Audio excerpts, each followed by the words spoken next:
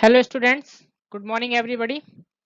Today we are going to start our third chapter of English literature. Okay, so the name of our chapter is Some Anecdotes from Dr. APJ Abdul Kalam. Anecdotes means क्या होता है? कथाएं, ठीक है, कहानियां, short stories, ठीक है। तो डॉक्टर अब्दुल कलाम जी के जीवन से रिलेटेड कुछ कहानियां, ठीक है, जो हमें प्रेरित करती हैं, सीख देती हैं, ठीक, वो हम इस चैप्टर में पढ़ेंगे। ठीक है, इस चैप्टर में चार पांच कहानियां हैं अब्दुल कलाम के जीवन से रिलेटेड, ठीक है, जो हमारे लिए एक इंस्पिरेशन का सोर्स है, ठीक है, हमें कुछ ना कुछ सीख देती हैं। तो आइए, लेट्स बिगिन द चैप्टर।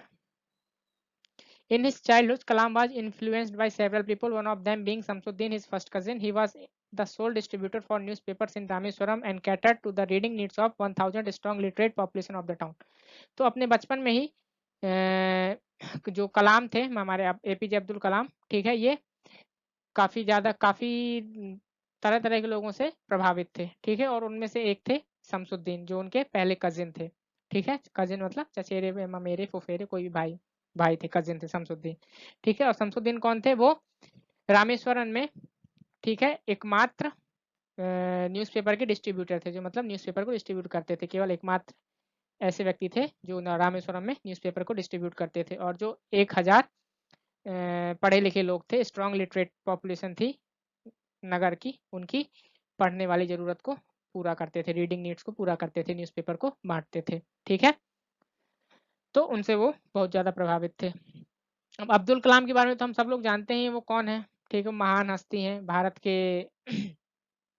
हमारे भारत के पहले राष्ट्रपति, सॉरी पहले नहीं, पूर्व राष्ट्रपति, ठीक है, एक वैज्ञानिक भी थे, ठीक है, जिनको मिसाइल मैन के नाम से भी जाना जाता है, ठीक है। तो अब्दुल कलाम का जीवन जो है प्रेरणाओं से भरा हुआ है, तो उनके जीवन से हमें बहुत कुछ सीखने को मिलता है, तो उन्हीं से रिलेटेड कुछ कहानियां हैं। तो ये कहानी है, स्टार्ट हो गई हमारी पहली कहानी। Dr. Kalam recalls that the newspaper brought news pertaining to the national independence movement, astrology, and bullion rates prevailing in Madras. Some people would discuss Hitler, Mahatma Gandhi, and Jinnah as well as Periyar A.V. Ramaswamy. तो doctor कलाम याद करते हैं कि जो newspaper लाए जाते थे रामेश्वरम में, वो उनमें ज़्यादातर जो न्यूज़ होती थी नेशनल इंडिपेंडेंस मूवमेंट की होती थी, मतलब राष्ट्रीय स्वतंत्रता आंदोलन चल रहा था, उस समय हम लोग गुलाम थे ना, तो स्वतंत्रता के लिए जो हमारा स्वतंत्रता के लिए जो हमारा आंदोलन चल रहा था, या एस्ट्रोलॉजी से रिलेटेड, ठीक है, या बुलियन रेट से रिलेटेड, जो मद्रास में बुलियन मतलब सोने चांदी के दाम, ठीक है, बुलियन का मतलब सोना चांदी के जो रेट होते हैं वो कहलाता है बुलियन, ठीक है। तो मद्रास में क्या थे, इन सब की इंफॉर्मेशन होती थी उसमें, ठीक। तो इन सब को पढ़ के कुछ लोग हिटलर के बारे में डिस्कस करते हैं कि हिटलर का, उसको जैसे होता है ना, हम कोई न्यूज़ पढ़ते हैं तो आपस में डिस्कशन करने लगते हैं, तो ऐसे वहाँ पे भी कुछ महात्मा गांधी के बारे में, कुछ जिन्ना के बारे में, कुछ पेरियर ए वी रामास्वामी के बारे में। तो ये लोग कौन थे? ये उस समय के फेमस लोग थे, जो आंदोलनों में, मूवमेंट्स में क्या थे, सक्रिय, जिनकी भागीदारी थी। तो ऐसे लोगों के बारे में डिस्कशन होता था। उसके बाद when the second world war broke out in 1939, there was an unprecedented demand for tamarind seeds which Kalam used to collect and sell to a local provision store, ठीक। और फिर जब उसी समय 1939 में दूसरे वर्ल्ड वार का शुरुआत हो गई, दूसरे वर्ल्ड वार छिड़ गया, द्वितीय विश्व युद्ध, तो उस समय पे एक जो टैमरिंड सीड्स थी, मतलब टैमरिंड मतलब जो इमली के जो बीज थे, उनकी जो डिमांड थी वो घट गई, ठीक है, क्या हो गई, लगभग ना के बराबर हो गई। और कलाम क्या करते थे, यही जो टैमरिंड सीड्स थे उनको क्या करते थे, कलेक्ट करके जो लोकल का प्रोविजन स्टोर था वहाँ पे दिया करते थे, तो उससे उनकी आमदनी होती थी थोड़ी बहुत। तो अब उसकी डिमांड कम हो गई, तो वो क्या हो गए, बेरोजगार हो गए। तो अब इस बात से क्या, अब जाहिर सी बात है, युद्ध है तो इमरजेंसीज होती हैं, बहुत सारी चीजें होती हैं, तो उस कारण से काफी चीजों में बदलाव आया, तो ये एक बदलाव भी था उनके जीवन में।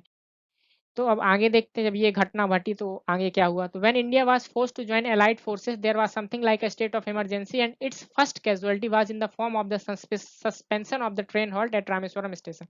और फिर जब युद्ध स्टार्ट हो गया, उसके बाद जब भारत के जो सैनिक थे, उस समय हम क्या कहलाते थे, गुलाम कहलाते थे, ब्रिटिशर्स के अंडर में थे। तो जब भारत की जो फोर्सेस को फोर्स किया गया कि वो भी युद्ध में ज्वाइन करें, इंग्लैंड का साथ दें, तो तो पूरे राज्य में लगभग, मतलब पूरे राष्ट्र में लगभग क्या हो गई, एक इमरजेंसी टाइप की लग गई। ठीक है, जैसे इमरजेंसी में सिचुएशन होती है वैसे उस टाइप में उस समय भी हो गया।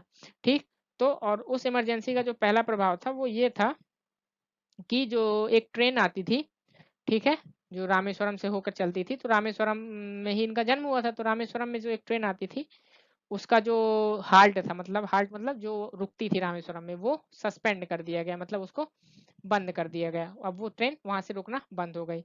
और उसी ट्रेन में क्या होता था, न्यूज़पेपर्स आते थे। तो doctor Kalam recalls this much later in this word the newspaper now had to be bundled and thrown out of the from the moving train on the Rameswaram road between Rameswaram and Dhanushkodi. तो अब कलाम जी याद करते हैं उन समय की बातों को कि अब जो थी ट्रेन का रुकना वहां बंद हो गया, तो उसी ट्रेन में बाहर से न्यूज़पेपर आते थे जो उनके चचेरे भाई शमसुद्दीन बांटते थे। तो अब क्या हुआ, ट्रेन का रुकना बंद तो न्यूज़पेपर का आना बंद। अब न्यूज़पेपर आते कैसे थे कि रामेश्वरम धनुषकोडी के बीच चलती ट्रेन से बंडल बना के न्यूज़पेपर फेंक दिए जाते थे, तो वही हमें कलेक्ट करना होते थे बंडल चलती ट्रेन से, तो जो कि एक कठिन काम था। The force Shamsuddin to look for a helping hand to catch the bundles and is as if naturally I filled the slot। तो इस कारण से जब बंडल्स को फेंका जाने लगा तो शमसुद्दीन को इस बात जबरन क्या करना पड़ा, किसी एक सहायक की जरूरत पड़ी। ठीक है, और जब उसको सहायक की जरूरत पड़ी तो अब्दुल कलाम उनके भाई थे, तो वो उन्होंने उस खाली जगह को भर दिया, मतलब उनके सहायक के रूप में काम करने लगे शमसुद्दीन के साथ। ठीक है, ताकि बंडल्स को कैच किया जा सके और डिस्ट्रीब्यूट किया जा सके। ठीक, और इस प्रकार से शमसुद्दीन ने मुझे मेरी पहली उनके जो पहली कमाई है उसको कमाने का मौका दिया। Shamsuddin help me to earn my first wages, मतलब पहली कमाई मेरे कमाने का मेरी काफी मदद की शमसुद्दीन ने। तो जाहिर सी बात है उन्होंने काम में लगाया और फिर उनकी उस तरह से उन्होंने कमाई की, उनकी ये उनकी पहली कमाई थी। Half a century later I can still feel the surge of pride in earning my own money for the first time. और आज आधी शताब्दी के बाद भी मैं इस बात पे गर्व महसूस करता हूँ कि कैसे मैंने अपनी पहली कमाई प्राप्त की। ठीक है, तो यहाँ से पहली स्टोरी खत्म। तो ये जो छोटा सा इंसिडेंट है ये हमें ये सीख देता है कि कोई भी काम छोटा या बड़ा नहीं होता है, हर काम क्या होता है, बराबर होता है। ठीक है, बस उसको मन लगा के करना चाहिए। ठीक है, उसके प्रति पूरी कर्तव्य निष्ठा से उसको करना चाहिए। ठीक, तो हमें यहाँ से ये सीख मिलती है। ठीक है, अब्दुल कलाम जी के जीवन में कि वो सिंपल व्यक्ति थे जो किसी काम को छोटा या बड़ा नहीं मानते थे। अब ये दूसरी स्टोरी यहाँ से स्टार्ट होती है। अब ये कौन सी स्टोरी है?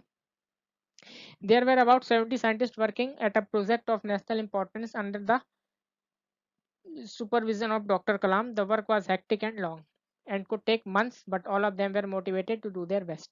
तो लगभग कलाम जैसे हम लोग जानते हैं एक साइंटिस्ट थे, तो उनके अंडर में लगभग 70 वैज्ञानिक काम कर रहे थे। एक जो राष्ट्रीय इंपॉर्टेंस का कोई एक प्रोजेक्ट था उसके अंतर्गत 70 वैज्ञानिक कलाम जी के अंडर में काम कर रहे थे। ठीक है, और जो काम था वो बहुत ज्यादा लंबा था।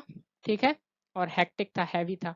ठीक, और उसमें कई महीनों भी लग सकते थे, लेकिन सबको ये मोटिवेट करके रखना कि सबको अपना बेस्ट। आदमी होता है ना कि काम यदि बोरिंग हो या लंबा हो, ठीक है, या काफी उसमें काफी हैवी वर्क हो, तो आदमी क्या होने लगता है, डिप्रेस होने लगता है। ठीक है, तो अपना बेस्ट नहीं दे पाता है, डाइवर्ट होने लगता है। ठीक है, थक जाता है। तो अब जब कलाम जी की सुपरविजन में हो रहा था तो कलाम उन साइंटिस्ट को मोटिवेट रखना पड़ेगा। ठीक है, तभी वो अपना बेस्ट दे पाएंगे। तो ये कलाम जी कर रहे थे।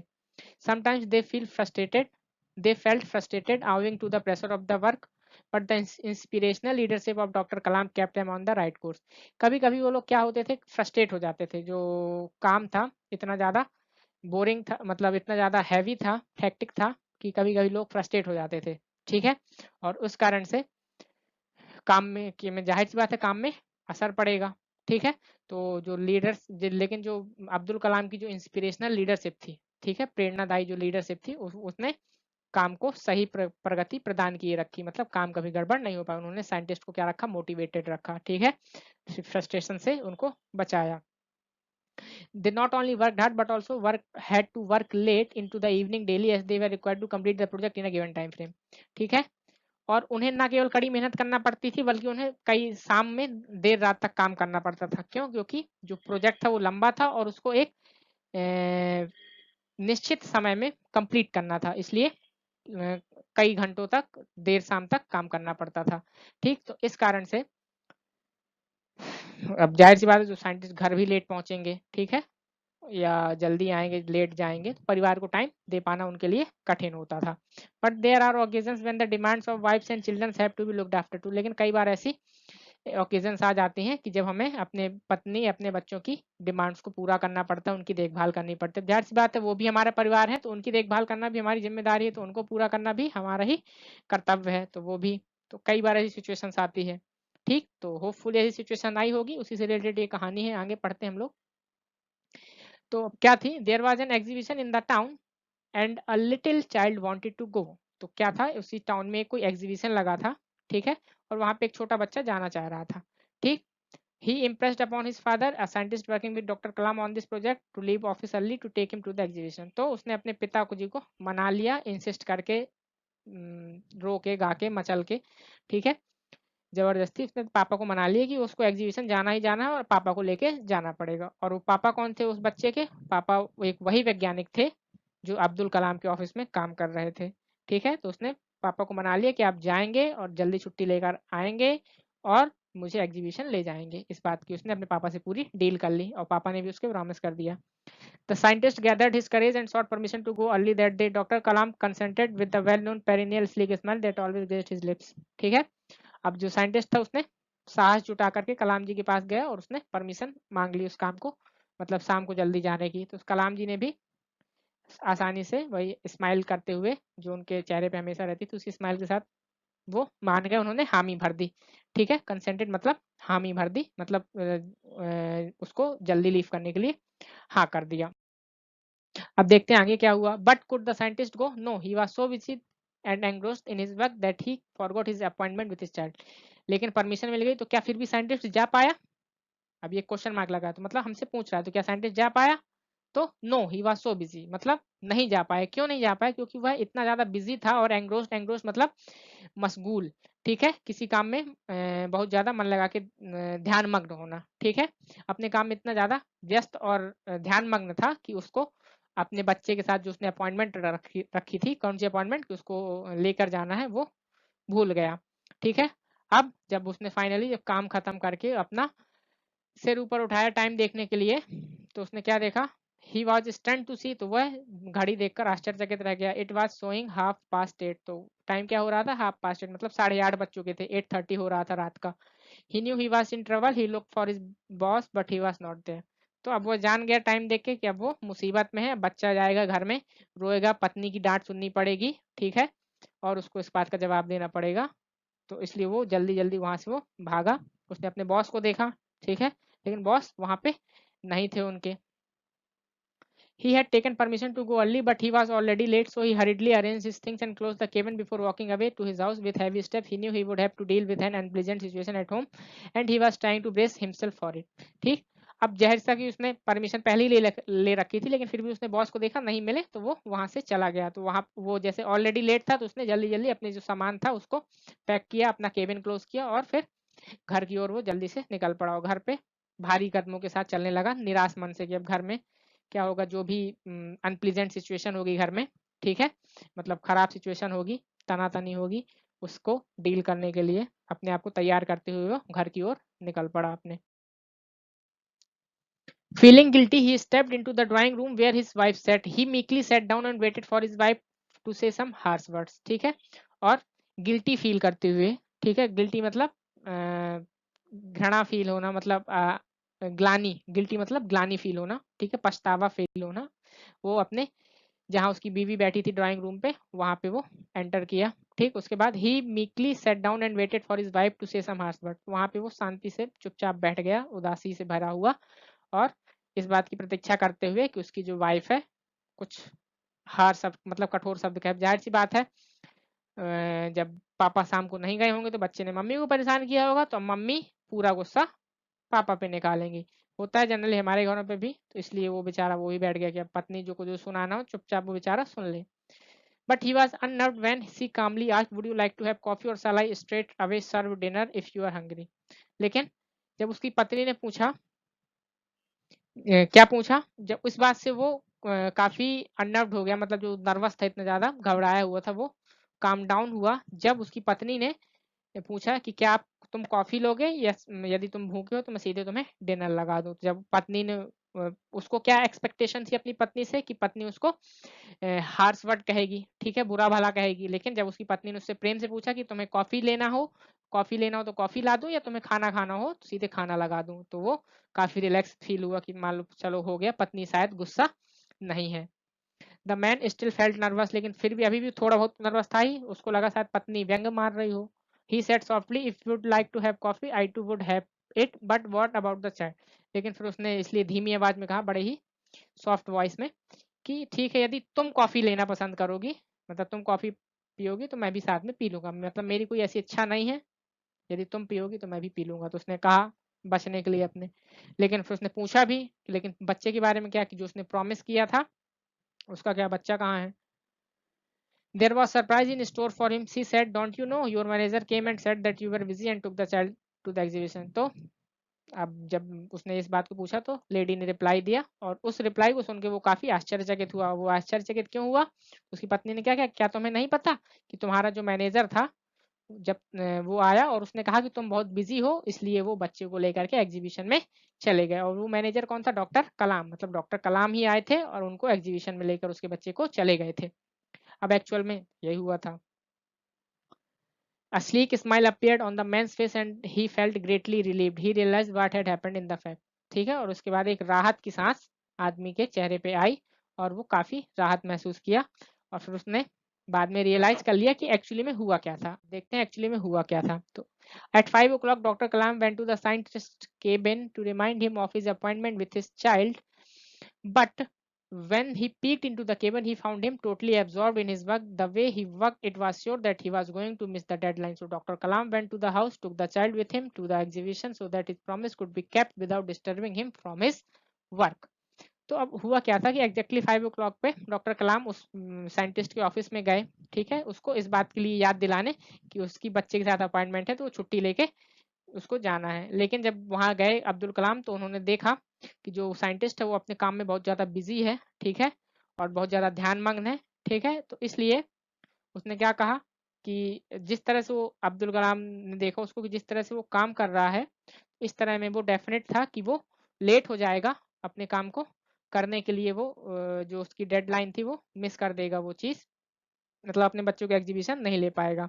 और इस अपने काम में उतना ध्यानमग्न था कि अब्दुल कलाम को अच्छा नहीं लगा कि उसको डिस्टर्ब करें, इसलिए वो क्या किए, अब प्रॉमिस था तो प्रॉमिस रखना ही पड़ेगा, इसलिए वो खुद उस व्यक्ति के घर गए और वहां से उसके बच्चे को एग्जीबिशन लेकर के चले गए। तो इस तरह से हमारी ये स्टोरी यहाँ खत्म होती है, दूसरी स्टोरी, ठीक है। तो इस स्टोरी से हमें ये सीख मिलती है कि इतने महान व्यक्ति, ठीक है, जिनके अंडर में 70 साइंटिस्ट काम कर रहे हैं, तो अपने कलीग्स का, अपने एम्प्लॉयज का बड़ा ख्याल रखते थे। और जाहिर सी बात है यदि आप सक्सेसफुल बनना चाहते हो तो आपको अपने एम्प्लॉयज का ख्याल रखना चाहिए। तो हमें उनकी, यहाँ से हमें लीडर, इस कहानी के माध्यम से हमें उनकी लीडरशिप क्वालिटी के बारे में पता लगता है। लीडरशिप क्वालिटी के बाद हमें उनकी जो केयर टेकिंग अपने एम्प्लॉयज की, इस क्वालिटी के बारे में पता लगता है, ठीक है। तो हम यहाँ से हमें ये शिक्षा मिलती है। अब तीसरी स्टोरी है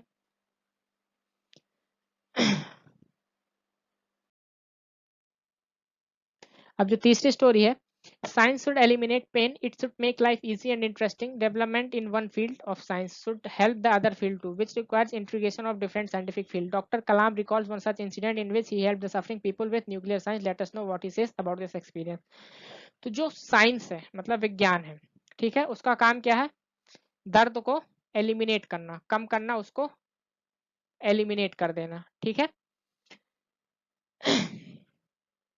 it should make life easy and interesting, ठीक, लाइफ को इंटरेस्टिंग और इजी बनाना साइंस का काम है। जाहिर सी बात है हमारी लाइफ जो आजकल कंफर्ट है वो किसके कारण है? साइंस के कारण ही है। साइंस में हम जितनी तरक्की करेंगे लाइफ हमारी उतनी कंफर्टेबल और इजी होगी ही, ठीक है।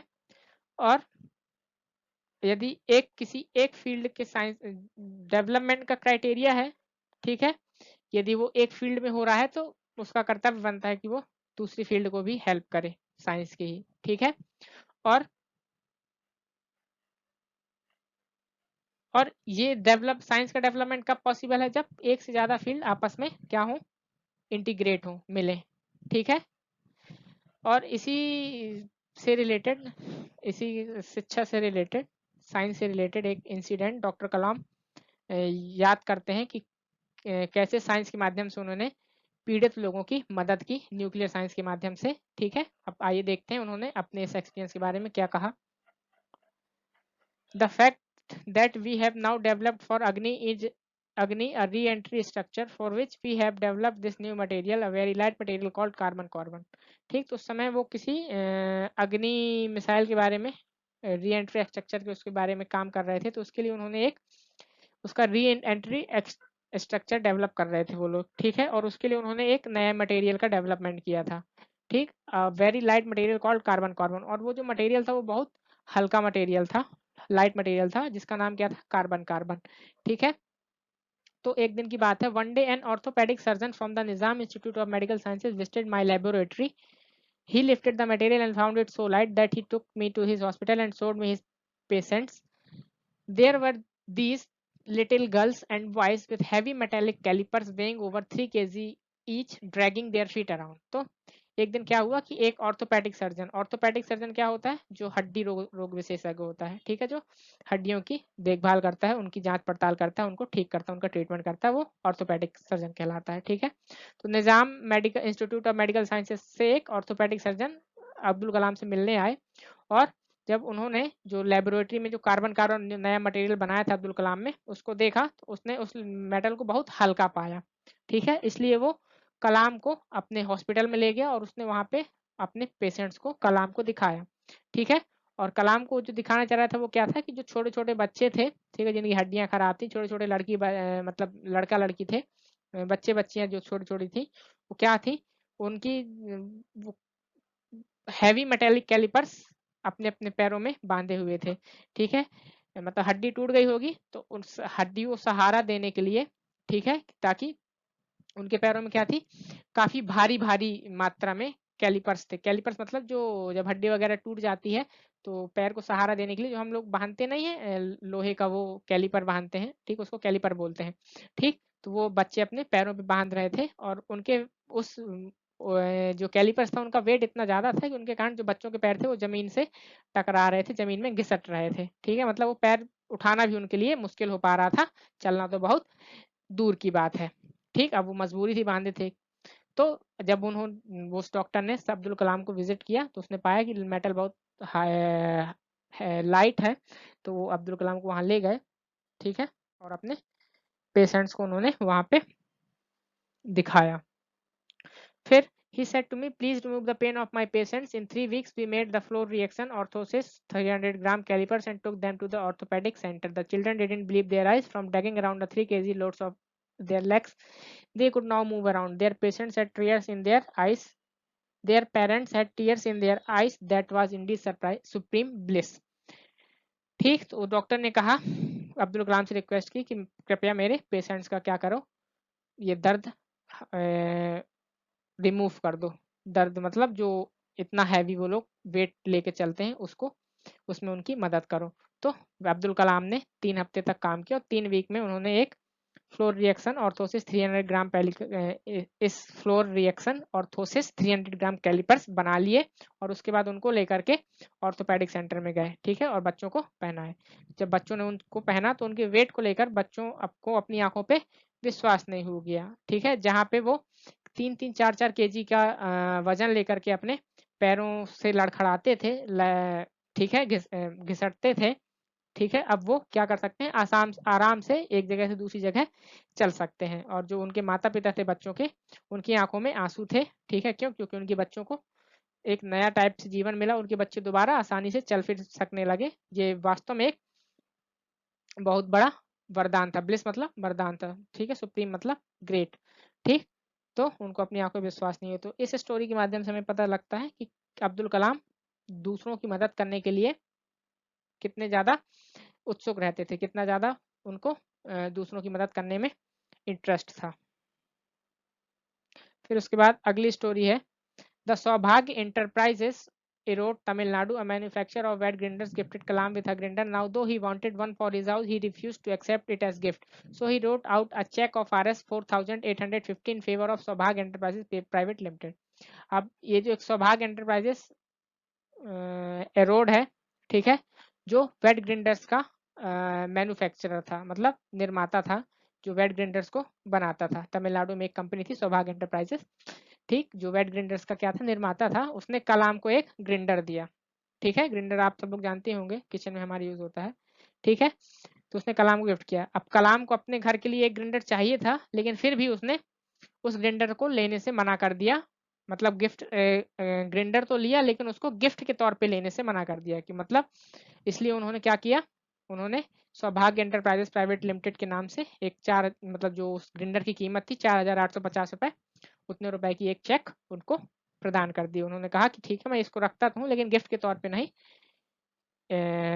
जरूरत के तौर पे, और उसके लिए उन्होंने उसको पे भी किया, ठीक है। तो यहाँ से हमें पता चलता है कि वो उनके अंदर क्वालिटी थी, जो जिस चीज से जरूरत हो उसको अर्न करो, ठीक है। किसी से खैरात में मत लो, किसी से गिफ्ट में मत लो, उसको अर्न करो, ठीक है।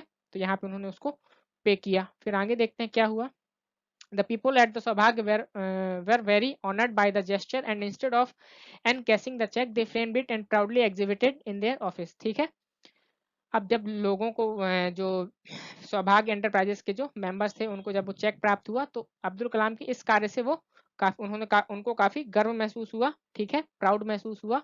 और इसलिए उन्होंने उस कैश को एनकैश नहीं किया, मतलब भंजाया नहीं, उस कैश को बैंक नहीं लेगा। उन्होंने क्या किया, उस कैश को क्या किया, वहीं फ्रेम करा के अपने ऑफिस में गर्व के साथ उसको टांग दिया, ठीक है।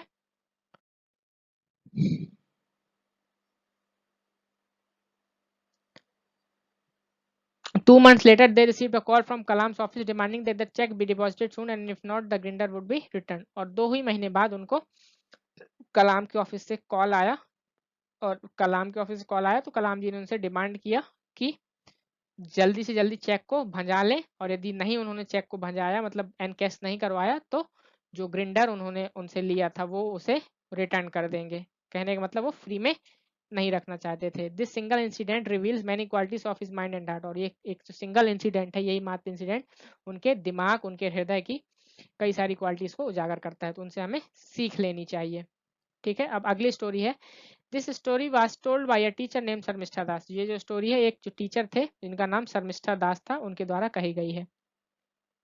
An engineering college had organized a state-level inter-college tech fest. Science projects were included in it, but a rule was formed to keep only working models there, but could be either innovated, which could be either innovated or copied from some place, ठीक है। तो एक engineering college था जिसने एक state level पे inter college fest रखा, मतलब एक कंपटीशन रखा इंटर कॉलेज स्टेट लेवल पे। और उसमें क्या होना था कि जो साइंस से रिलेटेड जितने भी प्रोजेक्ट थे, साइंस के टॉपिक से रिलेटेड, वो उस प्रोडक्ट में इंक्लूड होने थे, वहां पे उनका प्रदर्शन किया जाना था। और ये वहां का रूल था कि वहां पे केवल जो वर्किंग मॉडल्स होंगे साइंस के टॉपिक से रिलेटेड, केवल वहीं पे रखे जाएंगे। फिर चाहे वो वर्किंग मॉडल्स आपने खुद से इनोवेट किए हों या कहीं से कॉपी किए हों, ठीक है, लेकिन मॉडल कैसा होना चाहिए, वर्किंग होना चाहिए, ठीक है। उन्हीं मॉडल्स को वहां पे शामिल किया जाएगा। In a nutshell, anything moving with explanation of theory behind it was eligible to be the part of expo, ठीक है। और इसलिए जो थीम थी वो ये थी कि यदि कोई नट सेल में कोई भी मूविंग चीज और उसका जो उसके घूमने के कारण, मतलब उसके मूवमेंट का कारण क्या है, इस बात उसके पीछे कारण क्या है, उसकी थ्योरी यदि आप समझा देते हैं, तो आप उस एग्जीबिशन में पार्ट करने के योग्य बन जाते हैं। A large number of college groups participated. तो इस कॉलेज में बहुत सारे कॉलेज के लड़कों ने पार्टिसिपेट किया। There were some pretty impressive projects over there. और वहाँ पे कई सारे ऐसे इंप्रेसिव प्रोजेक्ट्स वहाँ पे थे।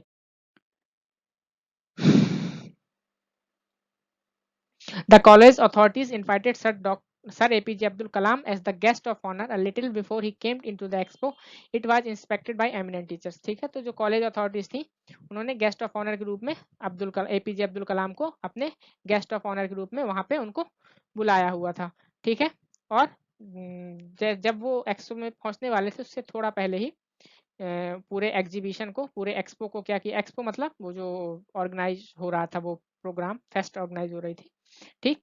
तो वो एक जो एमिनेंट टीचर्स के द्वारा, मतलब विद्वान टीचरों के द्वारा उसका पूरा इंस्पेक्शन लिया गया कि सब कुछ ठीक ठाक है गेस्ट ऑफ ऑनर के अराइवल के पहले।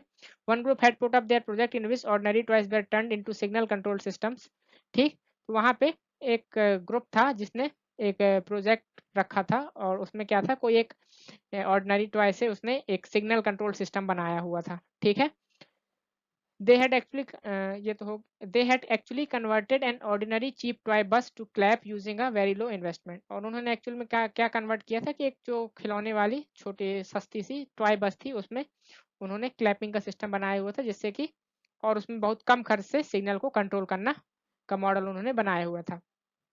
हाउएवर ऑन डी डे का मतलब होता है on the functioning day. D day मतलब जिस दिन पे वो प्रोग्राम रखा गया था, सेम डे, ठीक है, वो मूवमेंट जब वो दिन आया, their project didn't operate as expected. तो जब वहां पे उन्होंने उस प्रोजेक्ट को प्रेजेंट किया तो उनका जो प्रोजेक्ट था वो जैसा कि उन्होंने एक्सपेक्ट किया था वैसा वो प्रेजेंट नहीं हुआ, मतलब चल नहीं रहा था, वर्क नहीं कर रहा था, वर्किंग नहीं हो पा रही थी। The inspection group asked them to vacate the place as they could not allow a failed project to be there. तो इंस्पेक्शन जो ग्रुप था जो एमिनेंट टीचर्स का इंस्पेक्ट कर रहा था, ठीक है, अवलोकन कर रहा था, उसने क्या कहा उनको कि वो जगह खाली कर दें, ठीक है, क्यों, क्योंकि जो एक प्रोजेक्ट जो फेल हो गया वो वहां पे नहीं रह सकता, ठीक है। अब यहाँ पे अब्दुल कलाम का क्या रोल है ये देखते हैं।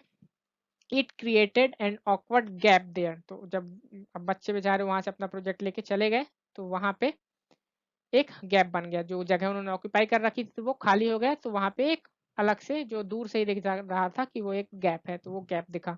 And there was no time to make it up. और इतना टाइम भी नहीं था कि उस गैप को फिलअप किया जा सके, अरेंजमेंट्स की जा सके दोबारा से। Sir APG walked in. तो अब उसके साथ क्यों नहीं था टाइम, क्योंकि एपीजी अब्दुल कलाम आ चुके थे और वो अंदर आ गए। He listen to and observe every project, giving suggestions and comments, appreciating and suggesting better ideas. He even discussed the source of idea etcetera. The interaction with him was nothing less than an अविशमन। तो अब उसने जितने भी वहां पे project थे सबका अब्दुल कलाम जी ने ऑब्जर्वेशन किया, अपने सजेशंस दिए, कमेंट्स दिए, उनको अप्रिशिएट किया और उनको बेटर आइडियाज भी दिए कि और कैसे प्रोडक्ट को बेटर किया जा सकता है, ठीक है। और उन्होंने वो आइडिया का सोर्स कहाँ से आया, कहाँ से उस आइडिया की उत्पत्ति हुई, सोर्स क्या था, कैसे बच्चों के दिमाग में आइडियाज आए, सारी चीजें उन्होंने प्रोजेक्ट से रिलेटेड बच्चों से डिस्कस की, ठीक है। और उनसे जो भी इंटरेक्शन करता उसके लिए वो एक बहुत अच्छा मूवमेंट था, बहुत अच्छा लगा सबको। लेकिन अब आगे क्या हुआ, he went round the hall for a good 2.5 hours. He noticed the gap. He pointed to the good 2-3 feet abrupt vacant place recently vacated by the failed project group। तो उसने लगभग 2.5 घंटे उस हॉल का अवलोकन किया अब्दुल कलाम जी ने, जितने ही प्रोजेक्ट रखे थे सबका, ये सबसे इंटरेक्ट हुए, ठीक है। और फिर अचानक से उन्होंने उस गैप को नोटिस किया, जो वो गैप था, जो उस फेल्ड प्रोजेक्ट ग्रुप के द्वारा जो वो गैप छोड़ दिया गया था, जब वो अपना प्रोजेक्ट लेके चले गए तो उनके द्वारा जो खाली जगह बची थी उसके उनका ध्यान उस ओर गया। तो उन्होंने उस ओर इशारा किया, पूछा कि वो गैप क्यों है। A senior professor told him that the place was held by a group whose project had failed somehow। तो प्रोफेसर ने, एक सीनियर प्रोफेसर थे, उन्होंने बताया कि ये जो गैप है ये एक ऐसे ग्रुप के द्वारा ऑक्यूपाई किया गया था, ठीक है। इस गैप में पहले एक ऐसा ग्रुप था जो जिसका प्रोजेक्ट फेल हो गया, इसलिए उसको यहाँ से रिमूव कर दिया गया है, ठीक है। और इसलिए उसने, सीनियर प्रोफेसर ने क्षमा भी मांगी कि सॉरी सर वो गैप खाली रह गया। At this, Dr. Kalam calmly asked if it was possible to show him the demo of the failed project। तो इस पर डॉक्टर कलाम ने उससे आराम से पूछा, तो क्या ये पॉसिबल है कि जो फेल्ड प्रोजेक्ट था क्या आप उसको मुझे दिखा सकते हैं। मतलब डॉक्टर कलाम ने उस फेल्ड प्रोजेक्ट को देखने की इच्छा जाहिर की, ठीक है। The team was there in the hall as volunteers. They were immediately summoned to set up and play explain whatever they had in evacuation the vacant space didn't exist। they spoke about their demo। ठीक। और 5 से 8 minute में जो team थी उसको बुलाया गया, जो है अब तो टीम तो उसने जगह खाली की थी लेकिन थी तो उसी इंस्टीट्यूशन में ही, उसको बुलाया गया। वो 5 से 8 मिनट में तुरंत अपना सामान लेके आ गई और उसने जो उस थ्योरी थी पूरी सारी चीजें उसने अब्दुल कलाम जी को एक्सप्लेन की। 5 से 8 मिनट में वो सारा स्पेस पूरा भर गया और उन्होंने अपने डेमो के बारे में जितना भी जो थ्योरी थी कैसे क्या बनाया सारी चीजें अब्दुल कलाम जी को बताई।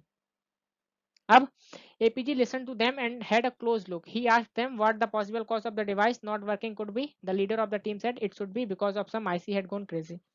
तो अब APG कलाम ने बड़े ध्यान से उनको सुना और उसके बारे में बहुत क्लोजली उसका निरीक्षण किया और उसके बाद उससे पूछा, उसके जो ग्रुप से पूछा कि ये बताओ कि किस कारण से, मतलब कौन सी ऐसी संभावना है किस कारण से जो तुम्हारा प्रोडक्ट है ये वर्क नहीं कर रहा है। तो टीम का जो लीडर था उसने कहा कि लगता है कोई आईसी है, ठीक है, आईसी आप लोग सब लोग जानते होंगे मोबाइल बैटरीज में होती है, ठीक, जो आईसी है वो कोई आईसी खराब हो गई है, इसलिए शायद ये प्रोजेक्ट हमारा वर्क नहीं कर रहा है। Next doctor Kalam asked them if they would be able to fix it. फिर डॉक्टर कलाम ने उनसे पूछा तो क्या आप वो उस आईसी को फिक्स कर सकते हैं, मतलब वो जो कमी है उसको ठीक कर सकते हैं। They responded in the affirmative and said that all they would need were silver foil and solder oil. तो उन्होंने कहा कि हाँ वो जरूर कर सकते हैं, और इसलिए उन्होंने कहा कि उन्हें केवल 2 ही चीज़ों की जरूरत पड़ेगी, वो क्या है, सिल्वर फॉइल की और सोल्डर आयरन, मतलब जिससे सोल्डिंग वगैरह करते हैं उस चीज़ की जरूरत पड़ेगी। वी अरेंज दैट, तो टीचरों ने उसको वो सारी चीज़ें अरेंज करके दे दी। It took a whole 30 minute to set up the project, और पूरा प्रोजेक्ट को लगभग 30 घंटे में पूरा प्रोजेक्ट तैयार हो गया, मतलब जो उसकी कमी थी वो दूर कर दी गई। The teams project worked, he appreciated and left with काम ही हैड कम विथ। तो ठीक है, 30 मिनट में वो प्रोजेक्ट रेडी हो गया, ठीक है। अब जो टीम का जो प्रोजेक्ट था वो वर्किंग मॉडल बन गया, ठीक है, और इसलिए फिर उन्होंने उस मॉडल की तारीफ की और फिर शांति से कामनेस के साथ वो वहां से चले गए। कौन चले गए? अब्दुल कलाम जी। You could imagine what the teachers and students did after this. They clapped their hands until they pain. ठीक है, अब आप इस बात की तुलना कर ही सकते हैं, इमेजिन कर सकते हैं, इस बात की कल्पना कर सकते हैं कि उसके बाद बच्चों ने और टीचर्स ने क्या किया होगा। उन्होंने जब तक उनके के हाथों में दर्द नहीं होने लगा तब तक उन्होंने तालियां बजाने जारी रखी। They whistle there till their throats pain, और जब तक उनका गला दर्द नहीं करने लगा तब तक वो सीटियां बजाते रहे, मतलब उनके सम्मान में। They were indeed touched by good god that day, और वो उस दिन एक मानव रूपी भगवान से काफी ज्यादा प्रभावित हो गए, ठीक है। मतलब इतने डाउन टू अर्थ, इतने सिंपल व्यक्ति थे कि उन्होंने उस फेल्ड प्रोजेक्ट को भी इतनी तवज्जो दी, उसको ठीक कराया, इतने पेशेंटली वेट किया, ठीक। तो इस तरह से हमें पता चलता है कि अब्दुल कलाम कैसे, कितने सिंपल मैन थे, कैसे चीज़ों को प्रमोट करते थे, ठीक है, कितना ज़्यादा वो उनके अंदर क्वालिटीज़ थी जो हमें इंस्पायर करती हैं। तो उनके जीवन से हमें इन सारी क्वालिटीज़ का पता चलता है। तो ये तो कुछ ही हैं, कुछ पार्ट्स हैं उनके जीवन से रिलेटेड, ऐसी बहुत सारी इंस्पिरेशनल स्टोरीज हैं उनसे रिलेटेड। तो आप लोग भी अपने जीवन में उनसे इंस्पायर होइए, उनकी क्वालिटीज़ को अपने जीवन में उतारिए और उनका वहन कीजिए। इस तरह से हमारा ये चैप्टर खत्म होता है। Okay, thank you, goodbye. और हाँ, आप लोग अपनी अप्रैल, मई और जून की और जुलाई की क्या करें, फीस जमा कर दें, ताकि जो वर्कशीट्स हैं आपके जितने भी सब्जेक्ट्स हैं उनकी जो वर्कशीट्स हैं वो आपको प्रोवाइड कराई जा सकें। तो जल्दी से जल्दी आप अप्रैल, मई, जून और जुलाई की अपनी अपनी फीस कृपया करके स्कूल में जमा कर दें, जिससे आपको वर्कशीट मिल जाए, ठीक है, ताकि जब आपके एग्जाम्स हो तो आपको दिक्कत ना हो। तो जल्दी से जल्दी अपने पेरेंट्स से बोलिए कि आपकी फीस वो पे करें। Okay, thank you, good bye.